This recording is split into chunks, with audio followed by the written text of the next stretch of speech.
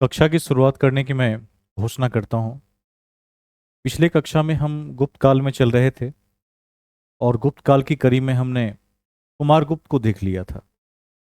मैंने कहा था कि यदि एक लंबी कक्षा और हम ले लेंगे तो संभवतः यह चैप्टर समाप्त हो जाएगा और उसके बाद इस चैप्टर के बूस्टर फैक्ट्स जो बचे रहेंगे उसके लिए एक अतिरिक्त कक्षा की आवश्यकता होगी।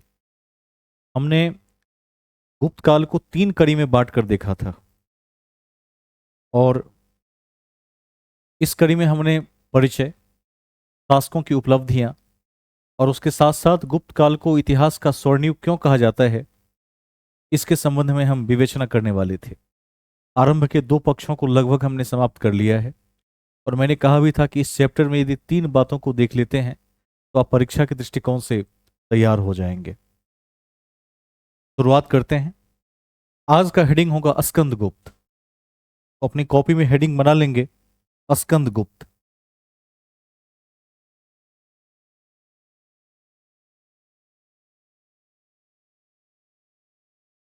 अपने कॉपी में हेडिंग बना लेंगे स्कंद गुप्त।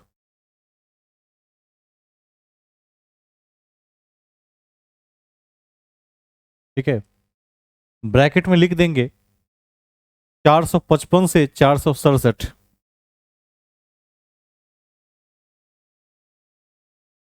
455 से 467 ईस्वी। 455 से 467 ईस्वी।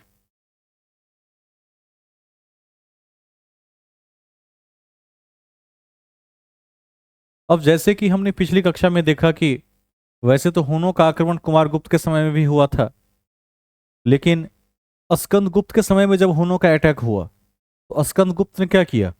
हुनों का सफाया कर दिया। तो सबसे पहला पॉइंट यही बनेगा, लिखिए इनके समय में इनके समय में इनके समय में हुनों ने आक्रमण किया। इनके समय में हुनों ने आक्रमण किया एवं हुनों का पराजय हुआ। हुनों ने आक्रमण किया एवं हुनों का पराजय हुआ। हुनों का पराजय हुआ। सभी लोग वीडियो मोड में रहें। हुनों का पराजय हुआ, जिसका उल्लेख कहां मिलता है आदित्य जी? कहां मिलता है? वेरी गुड, किस राज्य में है?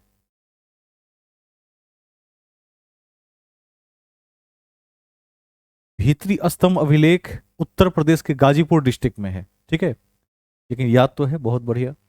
लिखिए जिसका उल्लेख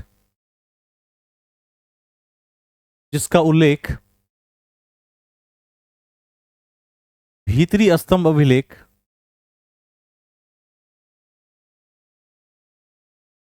भीतरी स्तंभ अभिलेख कहीं कहीं पर भिठाड़ी भी लिखा होता है, तो इसको भी ध्यान रखिएगा। स्तंभ अभिलेख उत्तर प्रदेश से प्राप्त होता है, जिला गाजीपुर। भीतरी स्तंभ अभिलेख उत्तर प्रदेश से प्राप्त होता है, उत्तर प्रदेश से प्राप्त होता है। ध्यान रखिएगा, हुनों को इन्होंने पहली बार परास्त किया था। और अभिनय जी एक बार सामने आ जाइए, वीडियो में आ जाए। आप बताइए कि किस शासक ने नालंदा पर आक्रमण करके नालंदा को नष्ट कर दिया था? कहाँ याद किया? अर्चना जी, किस शासक ने? क्या जवाब दे रहे हैं? नालंदा विश्वविद्यालय को किसने नष्ट किया था? क्या होगा उत्तर? बख्तियार खिलजी।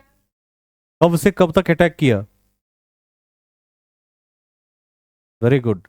1193 से लेकर 1203 ईस्वी के मध्य। अंतिम अटैक 1203 में सर्वनाश कर दिया, कभी नहीं भूलिएगा। 1203 बीपीएससी के विभिन्न परीक्षाओं में पूछा हुआ प्रश्न है। तो इन सभी तथ्यों को थोड़ा ध्यान रखेंगे, रिवीजन करते रहेंगे। बिना रिवीजन के कक्षा का कोई महत्व नहीं होगा। आगे चलते हैं। तो ये आपने देख लिया कि हुनों का अटैक 2 बार हुआ। कुमारगुप्त के समय में भी हुआ और वो चल ही रहा था। लेकिन जब स्कंदगुप्त का काल आया तो इन्होंने क्या किया? परास्त कर दिया, समाप्त कर दिया। और इसका उल्लेख भीतरी स्तंभ अभिलेख या भिठारी स्तंभ अभिलेख उत्तर प्रदेश गाजीपुर में मिलता है। ठीक है, इतनी बातें स्कंदगुप्त में याद रख लीजिए। नेक्स्ट पॉइंट लिखिए हेडिंग में विष्णुगुप्त। तैयारी में बने रहिए। लिखिए विष्णुगुप्त। विष्णुगुप्त ब्रैकेट में 540 से 550 ईस्वी। 540 से 550 ईस्वी।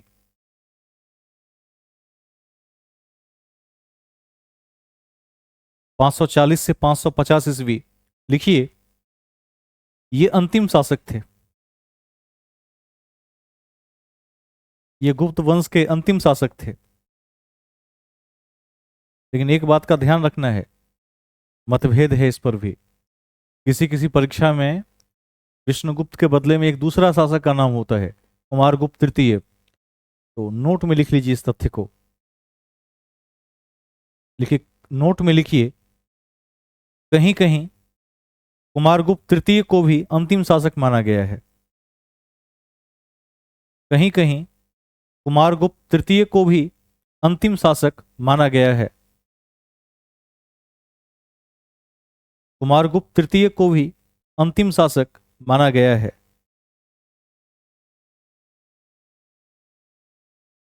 अंतिम शासक माना गया है।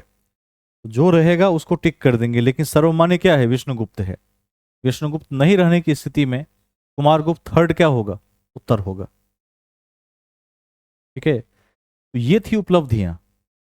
मैंने इस चैप्टर को 3 खंडों में बांटकर अध्ययन करना शुरू किया था हमने। और उसमें मैंने लिखवाया था कि सबसे पहले हम परिचय को पढ़ेंगे, उसके बाद शासकों की उपलब्धियों को देखेंगे, और नंबर 3 पर यह देखेंगे कि गुप्त काल को भारतीय इतिहास का स्वर्ण युग क्यों कहा जाता है। 4 एस्पेक्ट की हमने बात की थी। सोशल, पहला था सामाजिक, पॉलिटिकल, राजनैतिक, इकोनॉमिकल और कल्चरल। चारों एस्पेक्ट में, सामाजिक, राजनीतिक, धार्मिक और सांस्कृतिक इत्यादि एस्पेक्ट्स में इसको देखने की कोशिश करेंगे। आज वो तीसरा पॉइंट शुरू होगा। हेडिंग बनाकर लिखिए, ले आइए। हेडिंग बनाकर लिखिए भाग 3। भाग 3। ठीक है, भाग 3 में लिखिए हेडिंग में गुप्त काल की स्वर्ण युग की अवधारणा। गुप्त काल की स्वर्ण युग की अवधारणा। गुप्त काल की स्वर्ण युग की अवधारणा। ठीक है, अब सभी एस्पेक्ट्स में देखने की कोशिश करेंगे। तो सबसे पहले किस में देखेंगे? तो सबसे पहले हम देखेंगे समाज के रूप में, सामाजिक रूप में। तो सब हेडिंग होगा समाज। समाज। ठीक है, अब समाज को देखने की कोशिश करते हैं।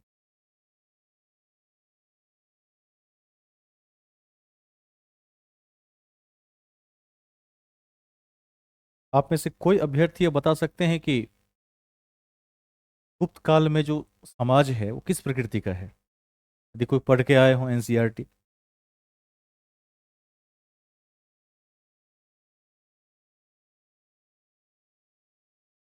ठीक है, वेरी गुड। उसके बाद एक और दूसरा पॉइंट कोई बताइए। आदित्य जी, आप भी कुछ बताना चाहते हैं?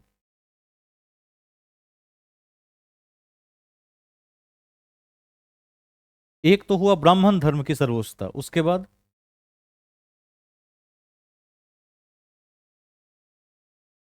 ऐसा सेटअप, क्या परिवर्तन हुए उसमें? जैसे 6ठी सदी ईसा पूर्व में द्वितीय नगरीकरण देखने को मिलता है, इसमें क्या मिला?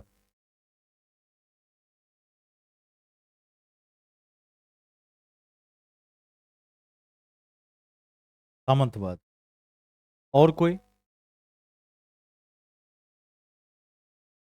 देखिए, सबसे बड़े जो चेंजेस आए, ठीक है, सबसे बड़े जो चेंजेस आए, एक तो पिछली कई कक्षाओं से हम देख रहे हैं कि भूमि अनुदान ब्राह्मणों को सर्वाधिक मिला। ब्राह्मण धर्म इस समय में चरमोत्कर्ष पर आ गया, काफी उद्धार हुआ। आज का जो ब्राह्मण धर्म का आधुनिक रूप है, उस रूप को गुप्त काल में ही इस धर्म ने प्राप्त किया। और जो सबसे और बेहतरीन बातें हैं वो ये है कि गुप्त काल में महिलाओं और शूद्रों की स्थिति में बड़ा सुधार हुआ। जैसे मंदिर जाने की अनुमति नहीं थी बीच में। आपने पढ़ा था कि उत्तर वैदिक काल में स्थिति इतनी पतित हो गई कि विकृत समाज ने महिलाओं और शूद्रों को निचले दर्जे में लाकर रख दिया, जिसको उठाने का प्रयास दो क्षत्रिय राजकुमारों ने किया, जिसमें गौतम बुद्ध और महावीर का स्थान उल्लेखनीय है। लेकिन उसके बाद यदि किसी ने दोबारा उठाया तो गुप्त शासक हैं, जिन्होंने मंदिरों तक पहुंचाया। और जो पुराण है, पुराणों की संख्या कितनी है? 18 पुराण है। तो जो पुराण है, पहले जब पुराण की रचना हुई थी तो पुराण को पढ़ने और समझने का अधिकार सभी को था।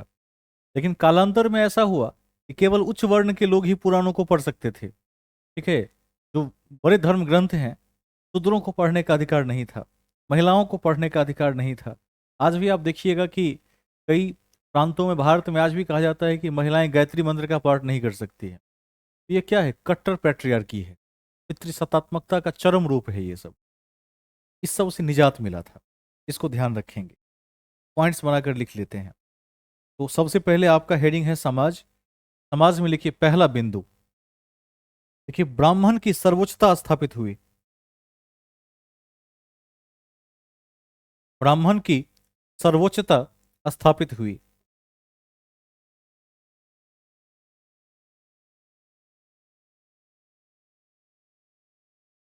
ब्राह्मण की सर्वोच्चता स्थापित हुई, ठीक है। नेक्स्ट पॉइंट,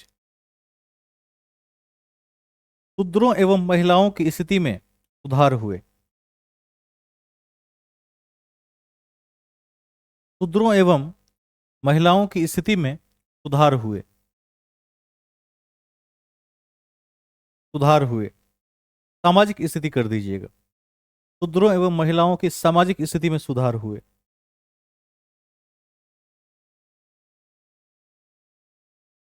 ठीक है। तीसरा पॉइंट,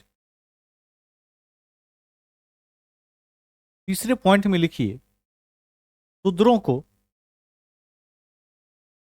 शूद्रों को महाकाव्य एवं पुराण सुनने का अधिकार मिला।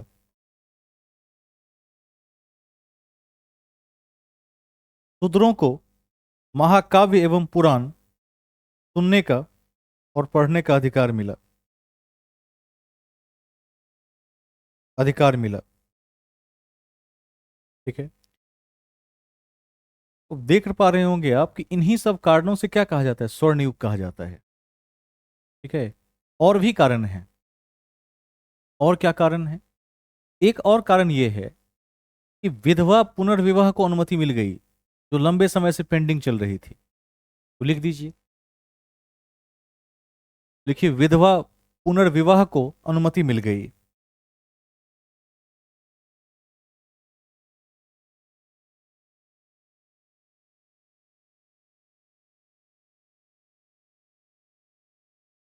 ठीक है।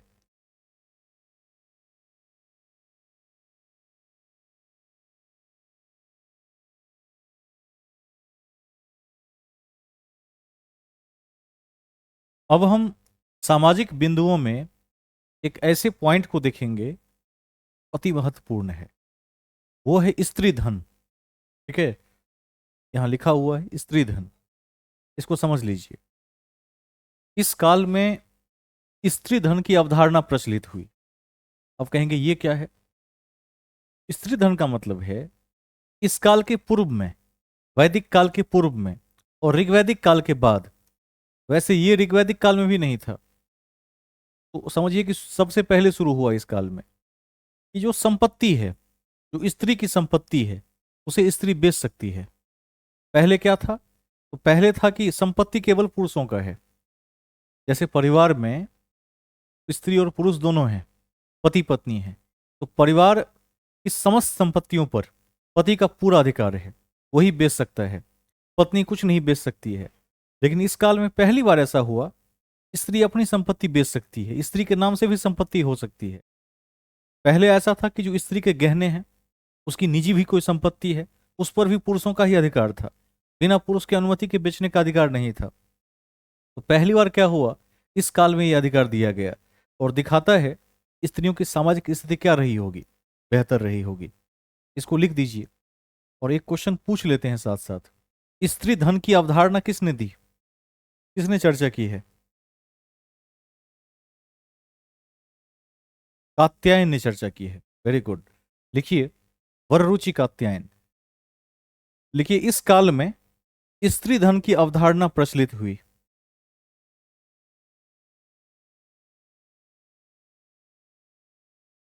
हाँ,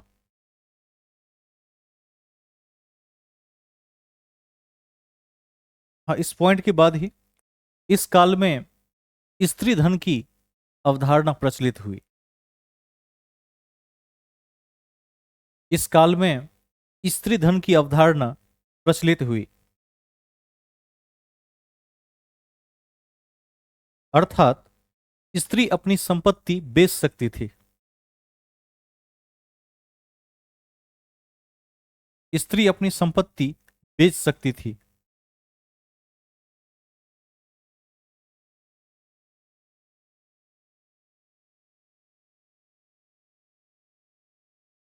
स्त्री अपनी संपत्ति बेच सकती थी। ब्रैकेट में लिख देंगे वररुचि कात्यायन।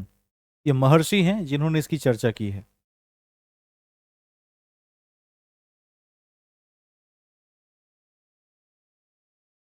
ठीक है, वररुचि कात्यायन। अभी आपसे पूछ देगा कि स्त्री धन की चर्चा किसने की है। स्त्री धन की चर्चा गुप्त काल में वररुचि कात्यायन ने की है। ठीक है, अब हमने पिछली कक्षा में एरण्य अभिलेख को पढ़ा था। ठीक है, और भानुगुप्त के काल का जो यह अभिलेख है, उसमें पहली बार स्त्री प्रथा का उल्लेख मिलता है। इसको भी थोड़ा लिख लेते हैं। लिख लीजिए, पहली बार 510 ईस्वी में, पहली बार 510 ईस्वी में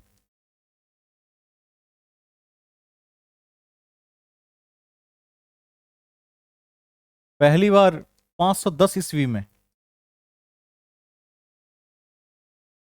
एरन अभिलेख, एरन अभिलेख में पहली बार 510 ईस्वी में एरन अभिलेख में एरन अभिलेख में महाराज भानुगुप्त, महाराज भानुगुप्त के अमात्य, अमात्य समझते हैं ना, लिखवाए थे अमात्य। अमात्य किसे कहते हैं? मंत्री। महाराज भानुगुप्त के अमात्य, अमात्य गोपराज,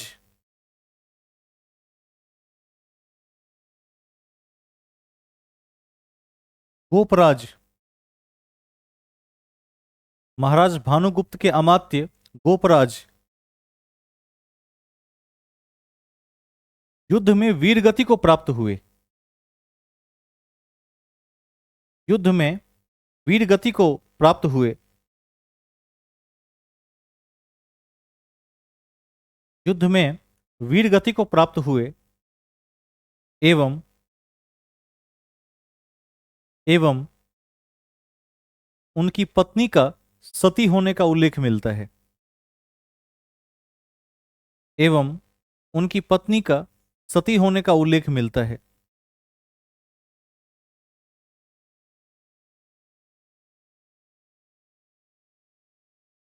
ठीक है, आपने पहले चैप्टर में भी एरन अभिलेख को पढ़ा था, बीच में भी एरन अभिलेख की चर्चा की, और आज हम तीसरी बार इसकी चर्चा कर रहे हैं। सबसे पहले सती प्रथा का उल्लेख एरन अभिलेख में मिलता है। इसको परीक्षा के दृष्टिकोण से डबल टिक लगाकर रख लेंगे, बार बार पूछा हुआ क्वेश्चन है। तो ये थी सामाजिक स्थिति। अब लिखिए हेडिंग में धार्मिक स्थिति। धार्मिक स्थिति,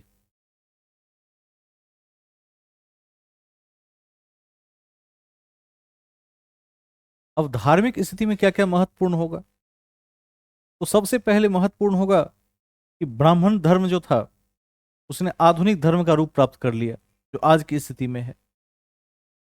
इसको लिख लीजिए। लिखिए, पहली बार इस काल में, पहली बार इस काल में ब्राह्मण धर्म ने, पहली बार इस काल में ब्राह्मण धर्म ने आधुनिक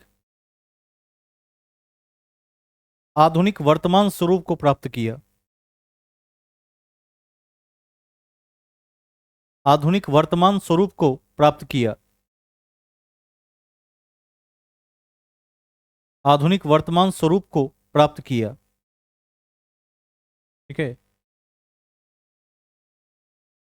नेक्स्ट पॉइंट, अगला बिंदु लिखिए, मूर्ति पूजा आम हो गई। मूर्ति पूजा आम हो गई।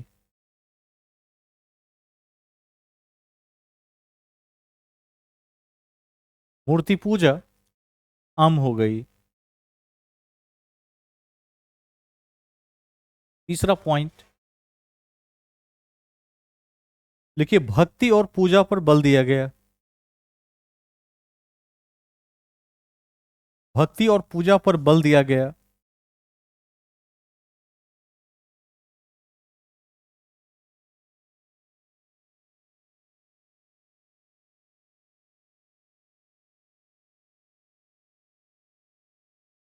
भक्ति और पूजा पर बल दिया गया। और चौथा जो महत्वपूर्ण बिंदु है वो यह है, इसी काल में भागवत गीता और विष्णु पुराण का संकलन किया गया। तो भी लिख लीजिए।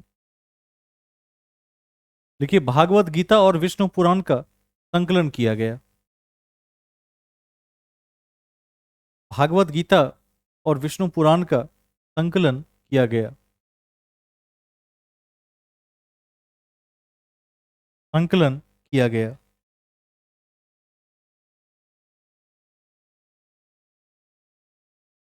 ठीक है। ये थी धार्मिक बातें। अब अगला हेडिंग में लिखिए, प्रशासन। प्रशासन। अब प्रशासन को भी थोड़ा समझ लेते हैं, क्योंकि हमने पूर्व में चर्चा की है कि इस काल में भूमि अनुदान काफी बढ़ गया था, तो प्रशासन का विकेंद्रीकरण आवश्यक हो गया। इस काल का जो प्रशासन था वह विकेंद्रीकरण के सिद्धांत पर कार्य करता था। यह सबसे पहला पॉइंट बनेगा इसमें। इसको भी लिख दीजिए। देखिए, गुप्त काल में, गुप्त काल में प्रशासन के, गुप्त काल में प्रशासन के विकेंद्रीकरण पर बल दिया गया। गुप्त काल में प्रशासन के विकेंद्रीकरण पर बल दिया गया। बल दिया गया क्योंकि क्योंकि भूमि अनुदान काफी बढ़ गया था। क्योंकि भूमि अनुदान काफी बढ़ गया था। काफी बढ़ गया था।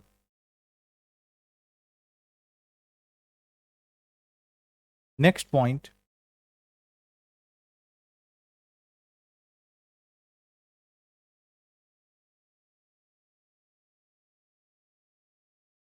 देखिए, नगर प्रशासन का देखरेख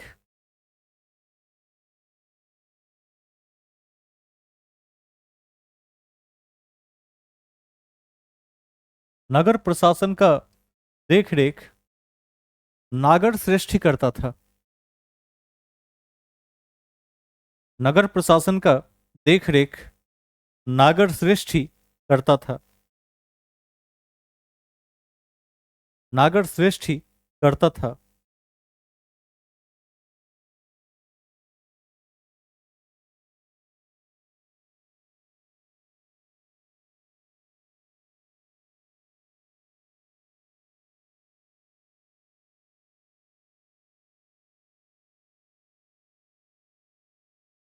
देखिए, एक पद था महासंधि विग्रहिक। तार देकर लिखिए अगला, महासंधि विग्रहिक और तीर का चिन्ह। महासंधि विग्रहिक और तीर का चिन्ह, ये क्या थे? देखिए, युद्ध और शांति के विदेश मंत्री थे। युद्ध और शांति के विदेश मंत्री थे। युद्ध और शांति के विदेश मंत्री थे।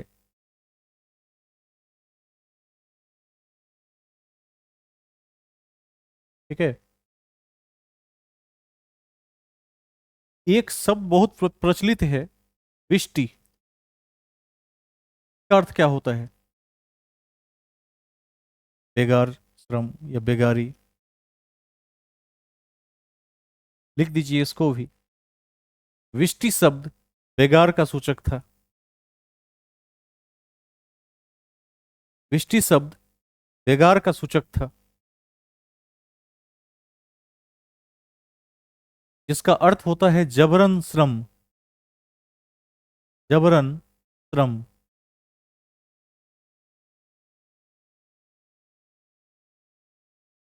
जबरन श्रम अर्थात बिना वेतन के मजदूरी को विष्टि कहते थे। संविधान के किस अनुच्छेद में यह लिखा हुआ है कि बिना पारिश्रमिक के मजदूरी नहीं करवा सकते? Very good. आर्टिकल 23। और आर्टिकल 24 में क्या लिखा हुआ है? बाल श्रम प्रतिषेध है। इसको भी ध्यान रखेंगे, जब हम कॉन्स्टिट्यूशन को पढ़ेंगे वहां एक एक आर्टिकल की हम चर्चा करेंगे। आपने देख लिया कि महासंधि विग्राहक क्या था, किस विभाग का मंत्री था? युद्ध और शांति के मंत्री थे। विष्टि का अर्थ बेगार शब्द का सूचक है, विष्टि को भी ध्यान रख लेंगे। आप यह भी ध्यान रखेंगे कि इसी काल में भागवत गीता और विष्णु पुराण का संकलन हुआ। यह भी ध्यान रखेंगे कि मूर्ति पूजा का प्रचलन आम हो गया। शूद्रों और नारियों की स्थिति में अमान्य परिवर्तन हुए। उन्हें महाकाव्य और पुराण को पढ़ने का अधिकार दिया गया। विधवा विवाह को मान्यता मिली। एक जो निगेटिव पॉइंट है वो यह है कि एरन अभिलेख से सती प्रथा का उल्लेख मिलता है गोपराज की पत्नी के रूप में। इन सभी तथ्यों को ध्यान में रखेंगे। यदि बार बार रिवाइज करेंगे तो चीजें आपके संस्मरण में रहेंगी। अब लिखिए न्यायतंत्र, अगला हेडिंग, न्यायतंत्र। ठीक है, न्यायतंत्र। लिखिए, पहली बार गुप्त काल में, पहली बार गुप्त काल में फौजदारी एवं दीवानी, फौजदारी एवं दीवानी कानून का संकलन किया गया।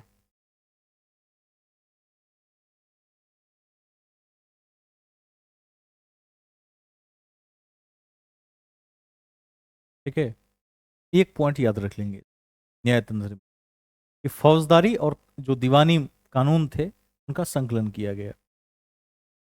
अब जो सबसे इसका महत्वपूर्ण पक्ष है वह क्या है? आर्थिक पक्ष है। अब हमारा हेडिंग होगा आर्थिक पक्ष के बाद आर्थिक पक्ष।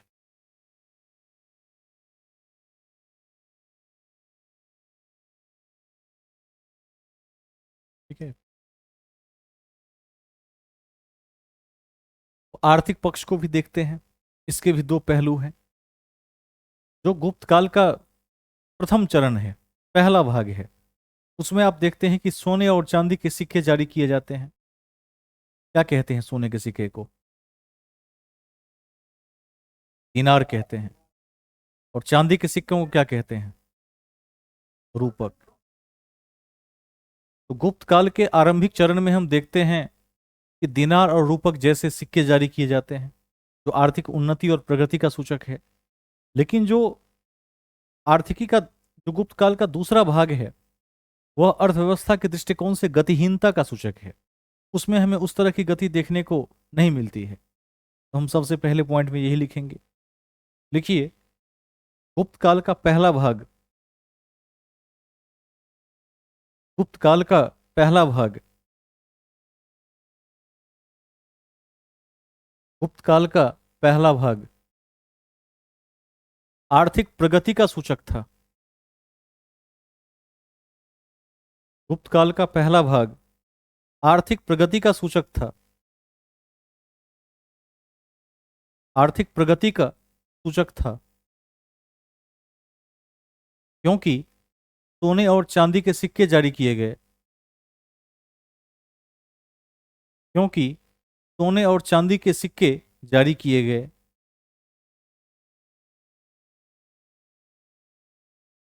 सिक्के जारी किए गए। लेकिन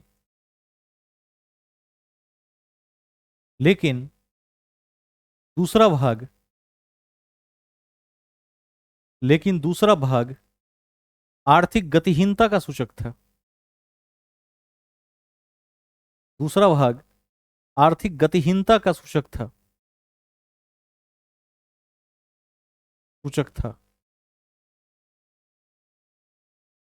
अब इस कड़ी में एक बंदरगाह है जो बहुत महत्वपूर्ण है इस काल में। ताम्रलिप्ति बंदरगाह। ये कहां पर है? बंगाल में है। इसके बारे में लिख लीजिए, चर्चा मिली है। देखिए, इस कड़ी में ताम्रलिप्ति बंदरगाह, ब्रैकेट में बंगाल, इस कड़ी में ताम्रलिप्ति बंदरगाह, ब्रैकेट में बंगाल, बंगाल, ताम्रलिप्ति बंदरगाह बंगाल से कौड़ियों के व्यापार की चर्चा मिलती है। कौड़ियों के व्यापार की चर्चा मिलती है।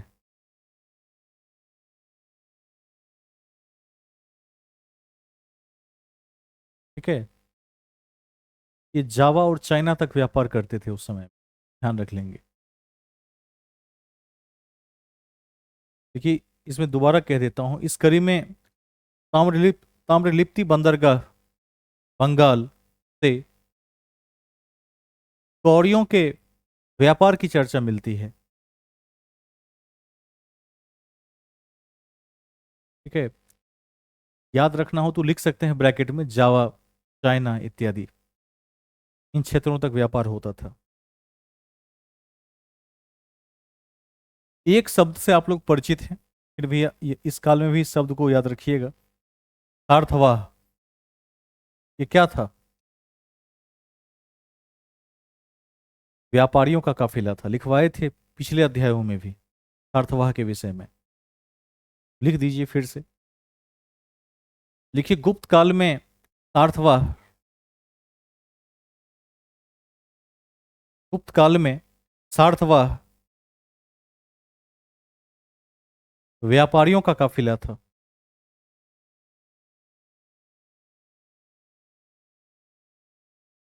व्यापारियों का काफिला था।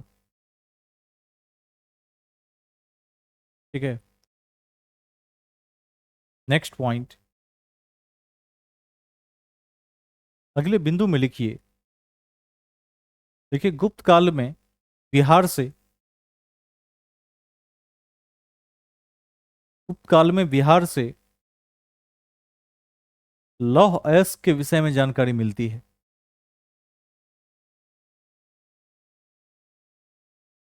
लौह अयस्क के विषय में जानकारी मिलती है।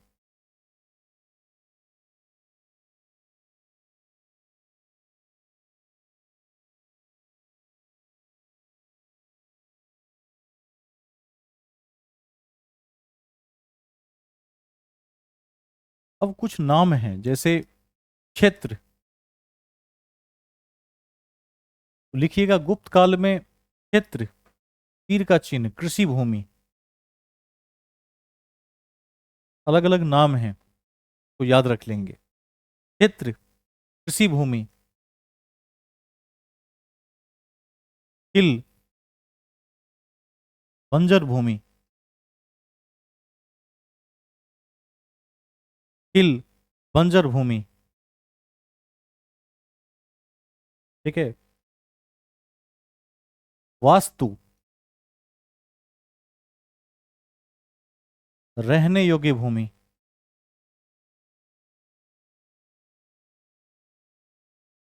वास्तु, रहने योग्य भूमि। एवं अप्रहत, अप्रहत वन भूमि को कहा जाता था। अप्रहत वन भूमि को कहा जाता था। क्षेत्र अर्थात कृषि भूमि, हिल अर्थात बंजर भूमि, वास्तु अर्थात रहने योग्य भूमि, और अप्रहत अर्थात वन भूमि को ध्यान रखेंगे।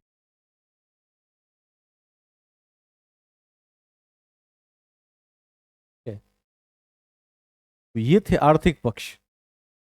आपने आर्थिक पक्ष की कड़ी में देखा कि जो पहला चरण है वह उन्नति का चरण है, लेकिन जो दूसरा चरण है वह गतिहीनता का चरण है। हमने ताम्रलिप्ति बंदरगाह के विषय में भी लिखा, तो भी ध्यान रखेंगे। अब हेडिंग में लिखिए। हाँ, पूछना चाहते हैं?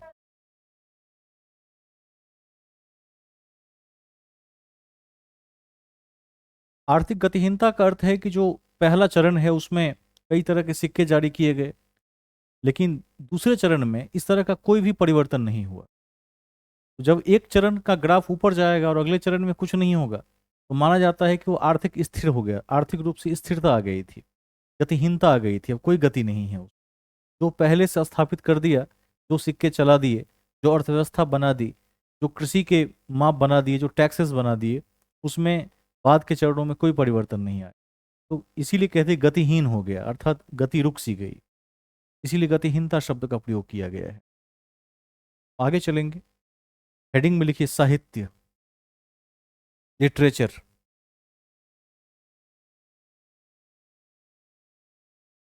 सुनील जी, आप बताएंगे कि नीतिसार नामक पुस्तक किसने लिखी?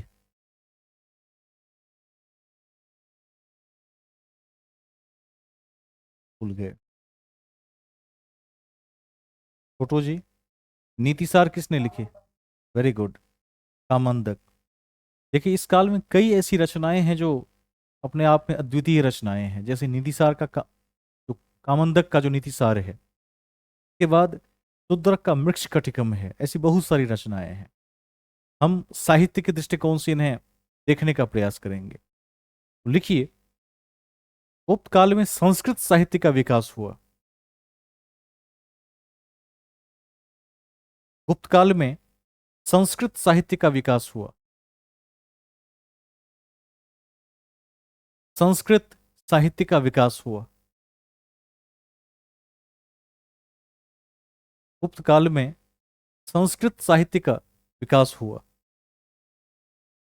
ठीक है। अब यदि सबसे पहले कुछ पूछा जाएगा तो कालिदास की रचनाएं होंगी, जिसे मैंने पूर्व में लिखवा दिया है। 3 नाटक और शेष अन्य रचनाएं।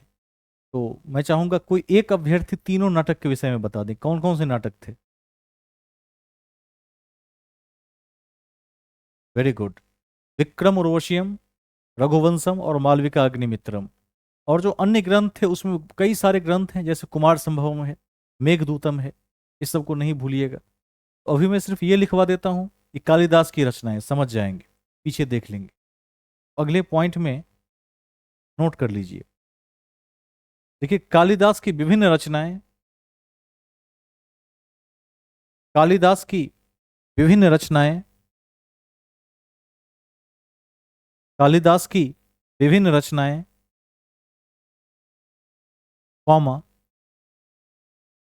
कामंदक का नीतिसार, कामंदक का नीतिसार, नीतिसार, कॉमा, शूद्रक का मृक्षकटिकम, शूद्रक का मृक्षकटिकम, शूद्रक का मृक्षकटिकम, ब्रैकेट में लिख दीजिएगा सुखांत नाटक, सुखांत नाटक जिसका अंत सुखद हो, कॉमा,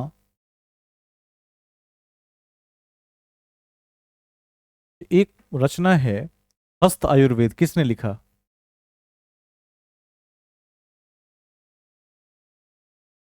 इसके रचयिता कौन है? कौन बताएंगे?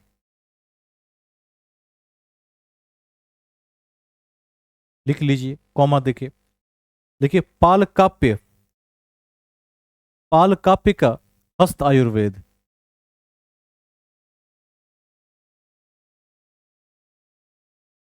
पाल काप्य का हस्त आयुर्वेद, ठीक है, हस्त आयुर्वेद, कॉमा, भास्कर द्वितीय का लीलावती, भास्कर मैथमेटिशियन थे, कभी नहीं भूलिएगा, भास्कर द्वितीय का लीलावती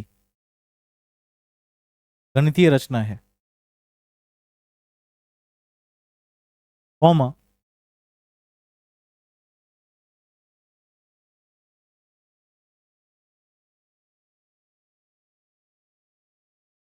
कॉमा, महर्षि वाग्भट,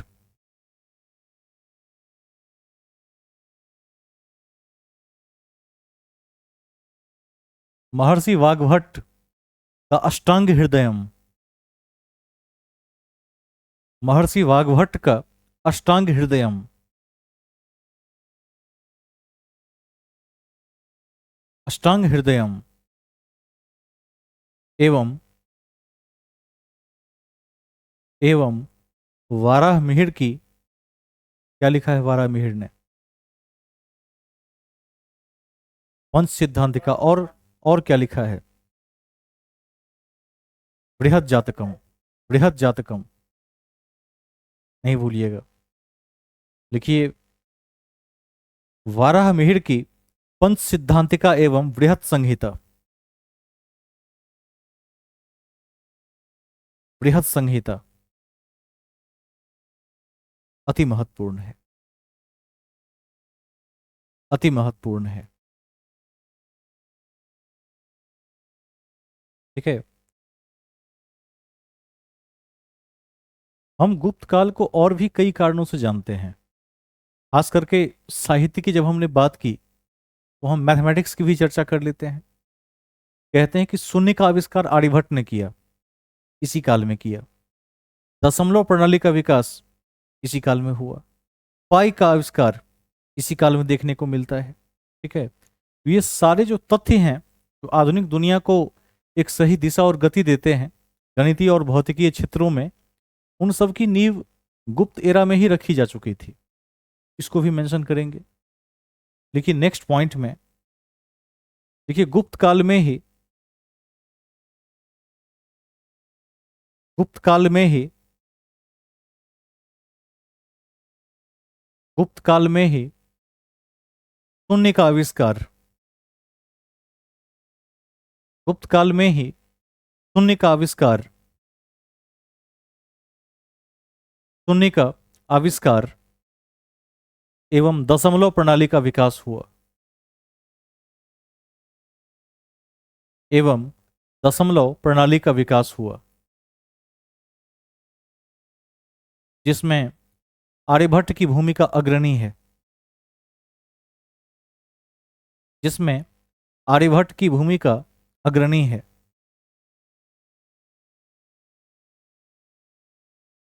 अग्रणी है।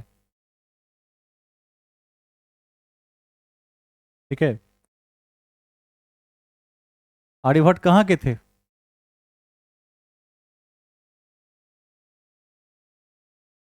पाटलिपुत्र के, बिहार के, तो नहीं भूलेंगे इसे। अब आर्यभट्ट ने कुछ रचनाएं भी की, पुस्तकें भी लिखी। क्या नाम है पुस्तकों का? कौन सुनाएंगे?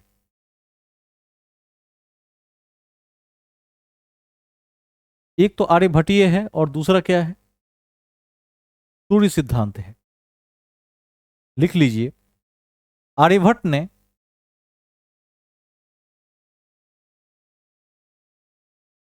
आर्यभट्ट ने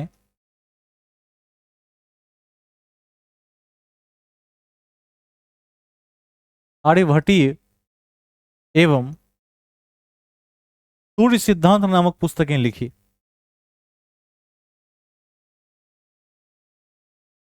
आर्यभट्टीय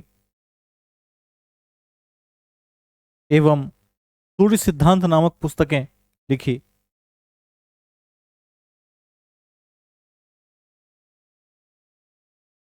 ठीक है। सूर्य सिद्धांत नामक पुस्तकें लिखी। अब अगला जो एक बहुत महत्वपूर्ण आविष्कार है वो पाई का आविष्कार है। पाई से आप सभी लोग परिचित होंगे। पाई का मान कितना होता है? 22/7 होता है। और यदि पूछा जाए कि पाई किसे कहते हैं तो क्या कहेंगे? पाई क्या है?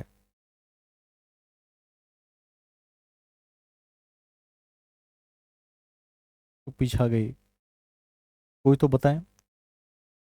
पाई को कैसे परिभाषित करेंगे? हाँ, बताइए।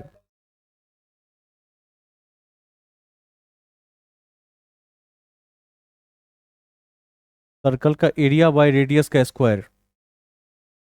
ठीक है। और कोई दूसरा भी तरीका है पाई को डिफाइन करने का?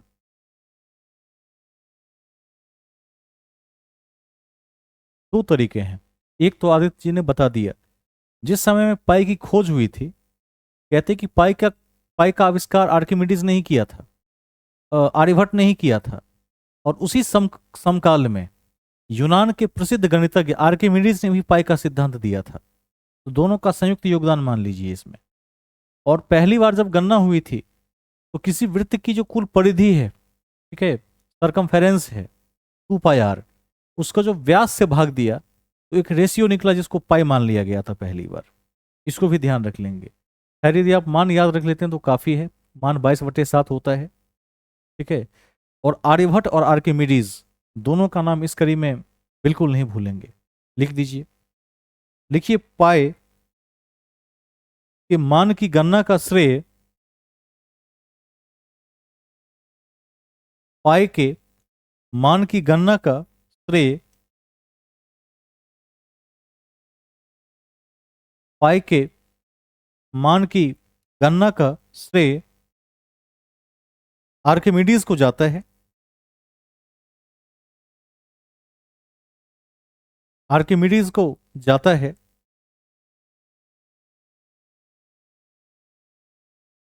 अ, काट के आर्यभट्ट कर दिया। आर्यभट्ट को जाता है। बाद में आर्किमिडीज लिखेंगे। आर्यभट्ट को जाता है। पहले आर्यभट्ट लिखिए।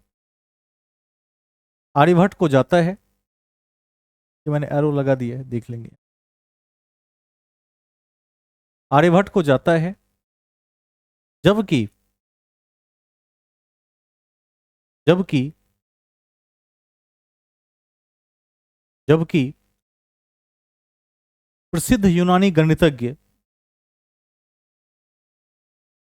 प्रसिद्ध यूनानी गणितज्ञ आर्किमिडीज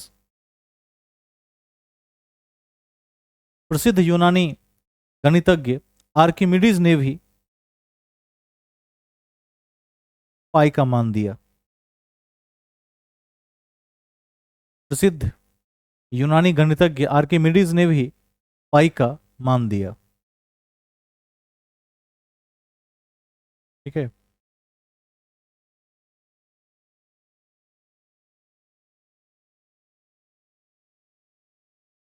आगे चलेंगे। अब हम इसी काल में कोपरनिकस को भी देखेंगे और आर्यभट्ट के उससे जुड़े हुए एक सिद्धांत को भी देखेंगे, क्योंकि आर्यभट्ट ने एक पुस्तक भी लिखी थी। इस पुस्तक का क्या नाम था? अभी अभी लिखवाए थे, आर्यभट्टीय और सूर्य सिद्धांत। ठीक है, ये आपके सामने है। तो आर्यभट्ट ने पहली बार बताया था, क्या बताया था? आर्यभट्ट ने कहा था कि पृथ्वी अपने अक्ष पर घूमती है, और इसी बात की पुष्टि पोलैंड के वैज्ञानिक और गणितज्ञ कॉपरनिकस कॉपरनिकस ने भी की थी बाद में। इसको भी लिख दीजिए। देखिए, अति महत्वपूर्ण है कि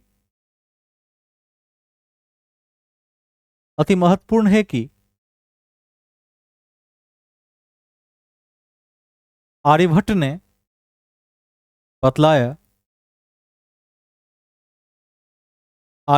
बतलाया कि पृथ्वी अपने अक्ष पर घूमती है। पृथ्वी अपने अक्ष पर घूमती है,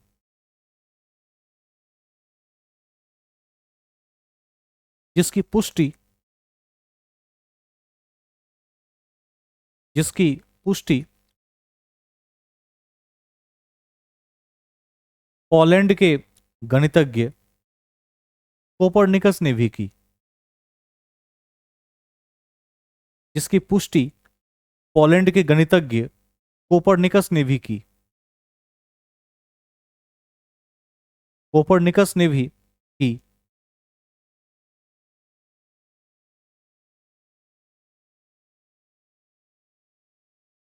तो ये तो थी वैज्ञानिक और गणितीय बातें। अब हम सांस्कृतिक विकास को भी देख लेते हैं। गुप्त काल में कहाँ कहाँ पर कल्चरल डेवलपमेंट हुए, कलात्मक विकास को भी देख लेते हैं कि कहाँ कहाँ पर जो कला के क्षेत्र में कुछ कार्य हुआ। तो याद रखिएगा कि जो अजंता, एलोरा और सारनाथ है, इसमें गुप्त काल में काफी काम हुए। इसको भी मेंशन कर दीजिए, लिख दीजिए। देखिए, गुप्त काल में गुप्त काल में कलात्मक विकास भी देखे गए।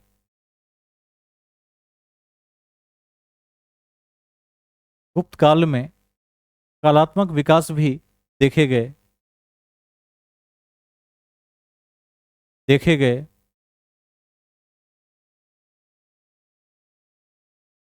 उसी में एक पॉइंट ऐड कर दीजिए। अजंता, एलोरा और सारनाथ इसके विशिष्ट उदाहरण हैं। अजंता, एलोरा और सारनाथ इसके विशिष्ट उदाहरण हैं। इसके विशिष्ट उदाहरण हैं। इसके विशिष्ट उदाहरण हैं।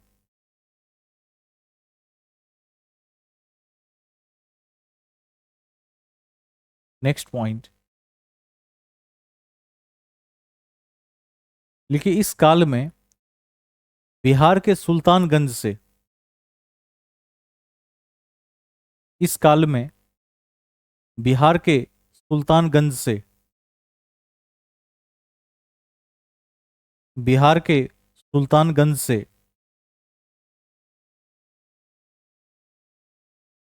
बिहार के सुल्तानगंज से बुद्ध की एक कांस्य प्रतिमा मिली है, ब्रॉन्ज।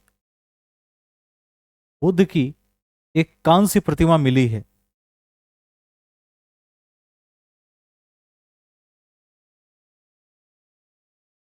बुद्ध की एक कांस्य प्रतिमा मिली है। ठीक है। अब यह भी ध्यान रखना है कि इस काल में मंदिर बड़े संख्या में बने और विशिष्ट कलाकृति के मंदिर बने, जिसमें जो देवगढ़ का दशावतार मंदिर है वो अपने आप में कलाकृति का एक अनूठा उदाहरण है। इसको भी लिख दीजिए। देखिए, इस काल में मंदिरों का बड़े पैमाने पर निर्माण हुआ। इस काल में मंदिरों का बड़े पैमाने पर निर्माण हुआ। बड़े पैमाने पर निर्माण हुआ। जैसे जैसे देवगढ़ देवगढ़ का दशावतार मंदिर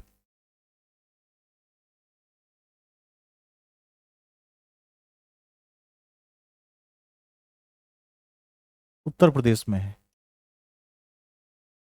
देवगढ़ का दशावतार मंदिर।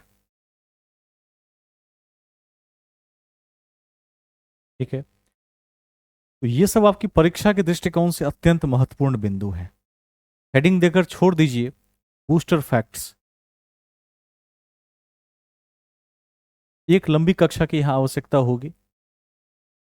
हमने करंट अफेयर्स की कड़ी में मई 2023 तक बिहार को देख लिया है और मार्च 2023 तक भारत और विश्व को देख लिया है। अगली कक्षा में हम बूस्टर फैक्ट्स के साथ आपके समक्ष आएंगे और जून 2023 बिहार देखने की कोशिश करेंगे। जब बिहार में जून 2023 तक हो जाएगा, फिर हम 3 माह का नेशनल इंटरनेशनल भी देख लेंगे जो 2023 का होगा।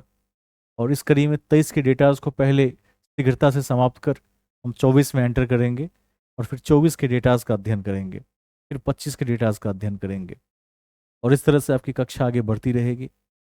आपका कार्य होगा कि जो बीच में गैप मिलते हैं, कोई अवकाश मिलता है, इस समय अपनी तैयारी को बूस्टअप करके ब्रशअप करके रखिए। जितना आप ठीक से रिवीजन करेंगे उतना तथ्य आपके संस्मरण में बना हुआ रहेगा और आने वाली परीक्षा में क्या होगा उसका लाभ मिलेगा। लेकिन जैसे ही रिवीजन छोड़ देंगे तो फिर कक्षा महत्वहीन हो जाएगी, कक्षा का महत्व नहीं रहेगा।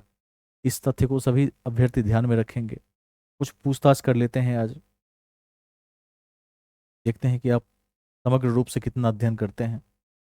राघव जी आप बताइए, नेपाल के संसद को क्या कहा जाता है? पूरे ग्रुप में से कोई?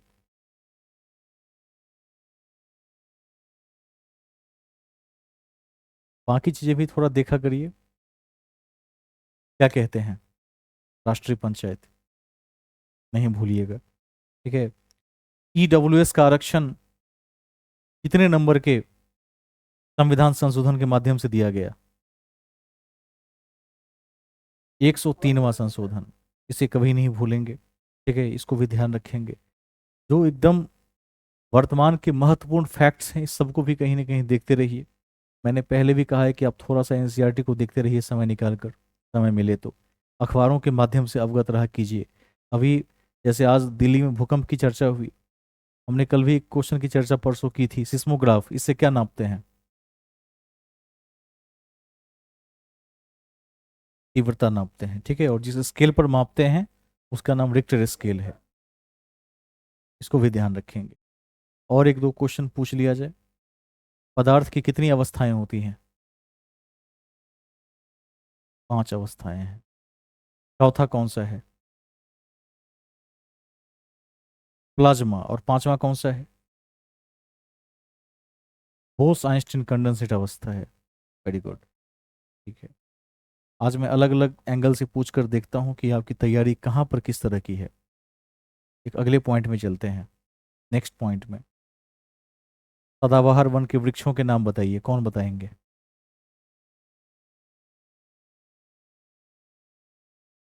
Cinchona, very good. महोगनी, एवोगनी, रबर, आर्किड, सिनकोना, लौहकाश इत्यादि, इस सब को ध्यान रखेंगे।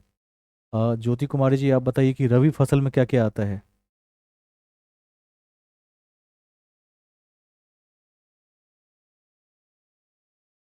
मटर और सरसों, 5 फसल आते हैं। ठीक है, गेहूं, जौ, चना, मटर, सरसों, ये 5 रबी हैं। इसके अलावा जो है वो खरीफ है, एक आध फसलों को छोड़कर। एक आध फसल एक वर्षीय फसल है। अगला क्वेश्चन काजल जी आप बताइए कि जो दलहन के पौधे होते हैं उनके जड़ों में नाइट्रोजन को स्थिर करने के लिए कौन सा जीवाणु पाया जाता है? Very very important question. कौन बताएंगे? राइजोबियम पाया जाता है। और दही जो जमता है वो किसके प्रभाव से जमता है? लैक्टोबैसिलस और स्टेफिलोकोकस, को भी नहीं भूलेंगे। तो विभिन्न आयाम में अपनी तैयारी को देखते रहिए, मुझसे आगे आगे जाकर अभी रिवाइज करते रहिए। जब जिस टॉपिक में जाएंगे उस टॉपिक को एकदम बेहतर तरीके से देखने का की कोशिश करेंगे, प्रयत्न करेंगे। आज मैं कक्षा की यहीं समाप्ति की घोषणा करता हूँ। कल हम लोग फिर से लाइव आएंगे और लाइव आकर, हाँ राघव जी मौका मिलेगा आपको, कल लाइव आकर फिर हम क्या करेंगे तो बूस्टर फैक्ट्स को देख लेंगे। और उसके साथ साथ हम जो जून 2023 का बिहार का डेटा है करंट में, उसको देखने की कोशिश करेंगे। पूछिए क्या पूछना है।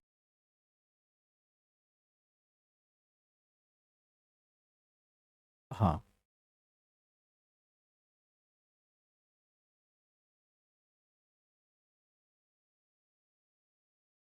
वो भारत आए थे, वो अलग पॉइंट है। टोंगयुन वाला जो लिखवा दिया है वो ऐसे ही याद करने के लिए लिखवा दिया है उसमें, कि साथ साथ याद रह जाए, ठीक है। वो अलग अलग टाइम में आए थे, ठीक है। तो ऐसे ही लिखवा दिया कि साथ साथ क्या हो जाए, हटा जाए वो भी। और हाँ पूछिए।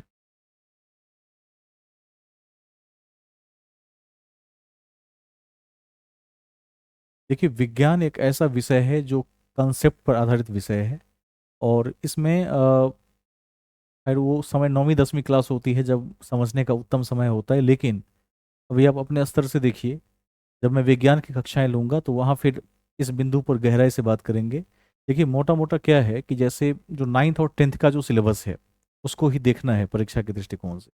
और उसमें फिजिक्स और केमिस्ट्री में समझ विकसित करनी पड़ती है, ठीक है जी। रट के काम नहीं चल सकता। जैसे स्नेल का नियम है, वहाँ समझ विकसित करना है। परावर्तन के नियम है तो समझ विकसित करना है। तो सारा मामला कंसेप्ट का है। तो यदि कंसेप्ट आपको किसी न किसी रूप में आप तक पहुंच जाता है तो आपके लिए वो आसान हो जाएगा। और यदि वो नहीं पहुंचता है तो फिर याद करके उसमें बहुत बेहतर नहीं कर सकते।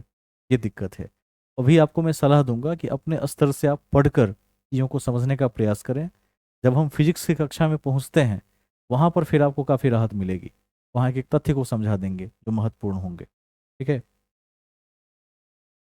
ठीक है? क्योंकि इसकी सबसे उत्तम जो क्लास है, इसकी उचित अवस्था है, वो 9th 10th +2 की क्लास है।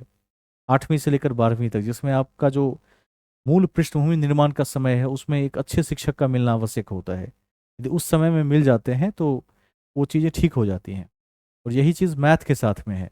यदि शुरू में 8वीं से 10वीं क्लास के मध्य, 7वीं से 10वीं क्लास के मध्य अच्छे शिक्षक मिल गए तो निश्चित रूप से एक अभ्यर्थी का मैथमेटिक्स भी अच्छा हो जाता है। और खराब शिक्षक मिल जाने की स्थिति में क्या होता है, मैथ खराब हो जाता है। कुछ विषय ऐसे हैं जिसका उन कक्षाओं से बड़ा गहरा संबंध है, लेकिन फिर भी जब हम शुरू करेंगे तो आपको वहाँ कोई दिक्कत नहीं होगी, फिर आपका कंसेप्ट बिल्डिंग वहाँ से शुरू हो जाएगा, ठीक है। और किन्हीं का कोई प्रश्न है?